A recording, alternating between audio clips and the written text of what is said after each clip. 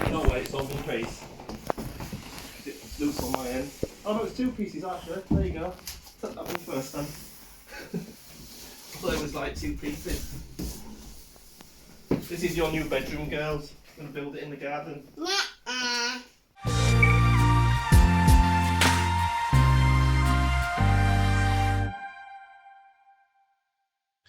So I've been looking for a new TV for some time. For our home cinema room, we're looking to have a spare room that we can basically have as a TV room. And I just fancied a large TV rather than putting a projector on the wall. We had a 65-inch OLED in there, which we put in there from the conservatory at the old house. And I fancied either one of the 98-inch TCLs or one of the 100-inch Hisenses. In the UK, we don't get the U8, but in America and so forth, there's quite a lot of reviews on that model. But the 100-inch U7K, which we get in Europe and UK, is actually exactly the same TV, bar the operating system and the tuners, as you'll see from the specifications here. You know, you can see it's the same bit panel, same amount of colours and everything. Same same processor. Where were they? Same Vesta. The same chipset processor and everything. So as you can see, it's pretty much the same TV, except you don't get the Google TV, and it's obviously not an NTSC tuner that's in it.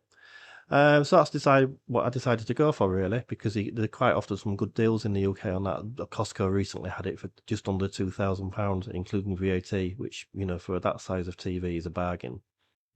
I haven't decided on the TV I wanted to buy. It was really a case of finding the best deal. Now, I bought this back in August, we're in November now, so obviously we're getting to Black Friday when there's better deals. But at the time, they were doing it for around about £3,000 everywhere, this TV, and Rich Sounds had it as a VIP club price for £279, which is the price we paid back then. Obviously now their price has changed a little bit. So we bought a wall mount for it as well. Now, the delivery guys struggled to get it in because obviously it's quite big and heavy, but I didn't realise quite how heavy. I mean, 100 kilograms, that's just insane. If we'd have known at the time, if we'd have looked properly, we'd probably realised, but we wouldn't have bothered installing it ourselves and just paid like £150, £200 to install it. But luckily, we did have like a material lift jack to lift it up onto the wall bracket for us, so you're not actually having to lift it yourself. It's loose on my end. Oh no, it's two pieces actually. There you go. Take that one first then. I thought it was like two pieces.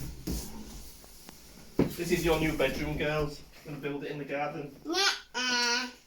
Needless to say, you'd be a lot better getting somebody to actually install it for you. I'll make sure you've got plenty of friends. Certainly won't want to tackle it again, that's for sure. It was a joke because there's so much plastic. Cardboard, I mean. Right, so that's the back panel. We don't need that one now. You pull that one out first, you alright? Layers is there?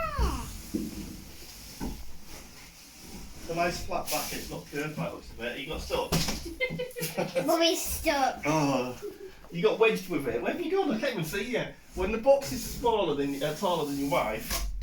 Hello. This box is moving on its own.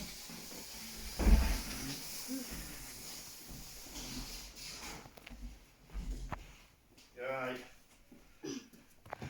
I think Mummy's knackered already. Right, we don't need this back panel. It's the back panel I need to get stuff for me, maybe. How many layers is there? Right, do you want to look round the back a bit, Chloe?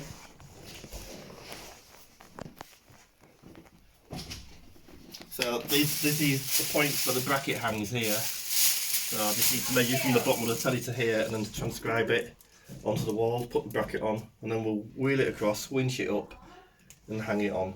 Well, at least that's the plan. Up here we've got the brackets and everything that we won't be using them. The feet, I mean. What's that? Just a starter guide, I think. We'll take that off. And then there's another foot over there and some cables. So I'll leave that on for the minute until we get the telly bracket sorted. Right, that'll do for a minute, Chloe, if you want. So there's your remote control. Well, that's a totally different remote to the LG. Don't leave that one on to protect it against this. So they're the important bits. They're the bits we need to keep. We'll note that. Put out. Unfortunately, I seem to have lost the footage for the actual install when we were doing it, but you haven't really missed anything other than an old man struggling to get a 100-inch TV on the wall. Needless to say, we just put the bracket up and then hung the TV on the wall afterwards, and everything was fine. And then it was just a case of connect it all up and start the software installs, the software updates. And it's just a case of connect to your internet, Wi-Fi or LAN connection, whichever you're using, and then you're pretty much ready to go.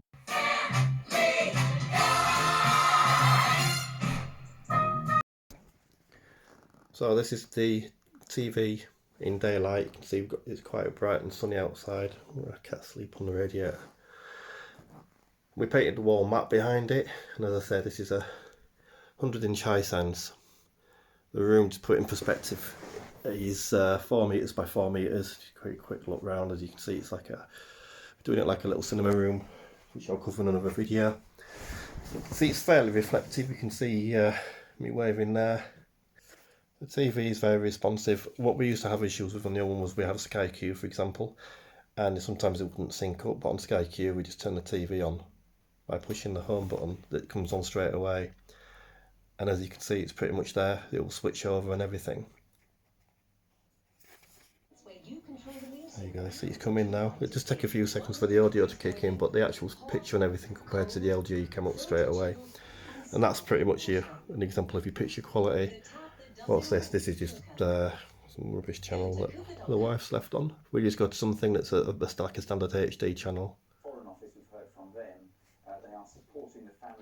Just give you an example of the picture quality for standard HD viewing. Ooh, Stargate Atlantis.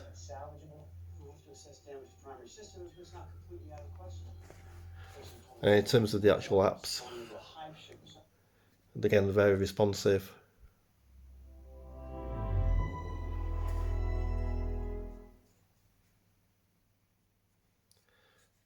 It's quick for going through, just to select the ones you want.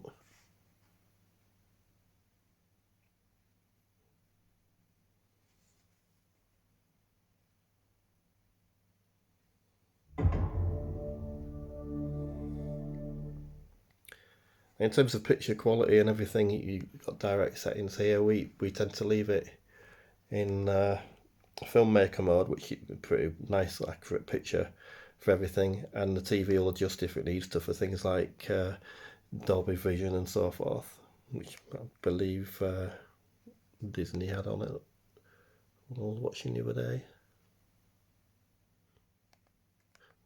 We'll just stick that on as an example of picture quality.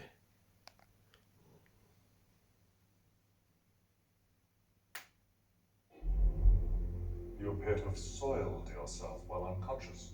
I wasn't unconscious. Who are you? I go by the name of Paradox, Mr. Paradox, and you're sitting here at the TVA. So you can see the picture quality is not too bad there at all, and the reflections aren't too bad, especially during the day.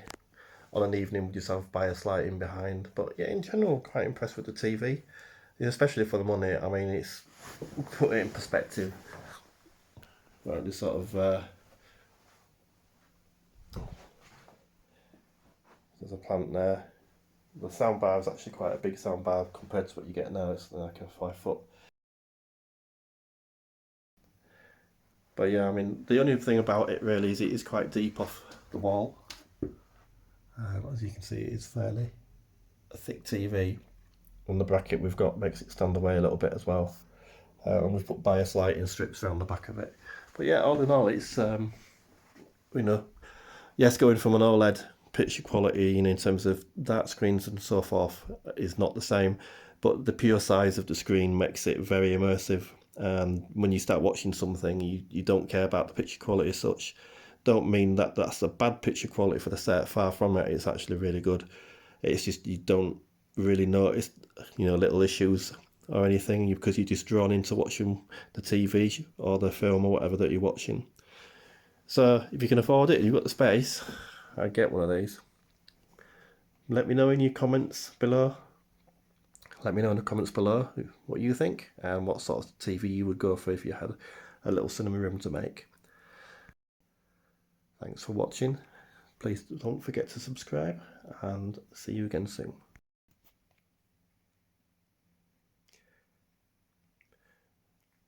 So the own operating system is the VIDAA system, but it's quite responsive. I mean, as you can see, everything is quite zippy for going through and everything. There are direct buttons on the bottom of the remote, as you can see, which we tend to use for everything. It's just a lot quicker.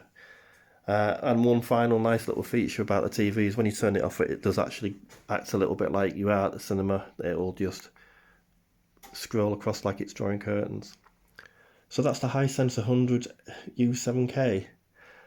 A very good TV for the money. Obviously not OLED quality, but the pure size of it, you know, you just don't care about that when you're watching it. It's very hard to describe it, but once you've lived with it for a couple of months like we have, it's you know, you don't really notice the size. It just feels like you've got your own little cinema at home. So if you've got the space for it and you can pick it up on a deal for like £2,000, then go for it. Hope you like that. Please like and subscribe, and see you again soon.